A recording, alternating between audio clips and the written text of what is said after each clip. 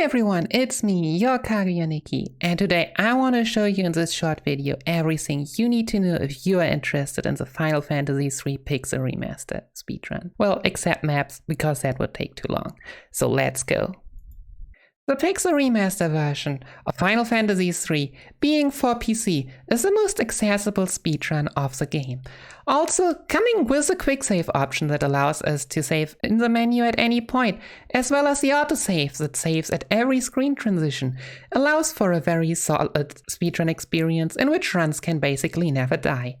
Only issue though is that to reload in one of these saves, you have to either exit the game through the menu, die, or close the game and reopen it, which takes over 30 seconds, making the loading quite difficult. With that out of the way, let's take a look at the job classes. Final Fantasy III has a total of 22 jobs, well, of which we use a rough 11. The knight is never even alive anyway if we used it.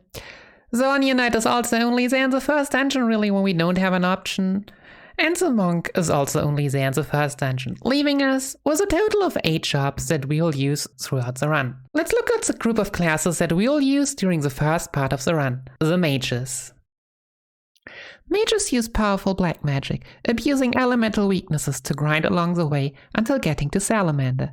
Keep in mind though, experience gets split, so you don't want to keep everyone alive. Only exception is Toza's Tunnel, where we stop by for a few levels. Also be careful, NPCs have hitboxes and can even crash your game. Additionally, we can get the Blizzaga spell by going east to the optional town Geisel, home of Cheap? Where are my chocobos? Also a small special shout out to the Fire Rod and Ice Rod, so not always noticeable, increase the damage of the corresponding element. Next, let's have a look at the white magic. So having the Cure spell, the main white magic spells are Minnie and Toad for progressing the story, as well as the teleport spell to quickly exit a dungeon. Those can later all be replaced though by Mallets, Lamia's Kisses, as well as the Otter Shroom for the same effect. After beating Salamander, we get access to the last used mage class, the Scholar. Scholars excel at doubling the effect of items, especially black magic casting items, which are very important in the fight against Hein, who gets a random elemental weakness in turn 3 that the Scholar needs to find out.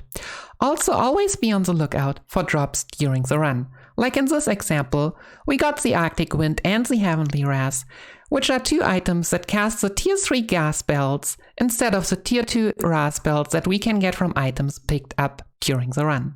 So much for the mages. Now that we have gotten past the early game, let's take a look at our jobs for the mid game, the Black Belt, the Viking, and the Thief. The Black Belt only peaks in the short time around Goldor, here murdering 8 totally harmless goblins in one move. The Viking is an amazing tank. In critical HP especially, physical attacks only deal 1 damage.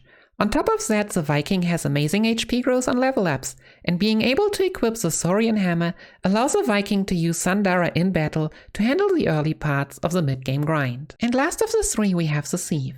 While also only offensively used around Goldor, the Thief's Scram ability allows to flee from every random battle. The agility increasing knives on top makes the Thief an asset that we use through the whole run once we have unlocked the class at Salamander. This leaves us with the final class, the hero of the run, the Dragoon. Even if the stats of the Dragoon are not the greatest, having 2 Drain Spears equipped allows the Dragoon to self-sufficiently jump every enemy to death. In order to achieve this, even with skipping Titan and the whole of Eureka, the Dragoon has to grind a high amount of job levels, which requires some grinding in Sunken Cave as well as Bahamut's Lair. Take precaution against self-destructing bombs in floor 1 by saving, and equips the heroic shield to not become victim to the stone touch of the Greater Boros in floor 2.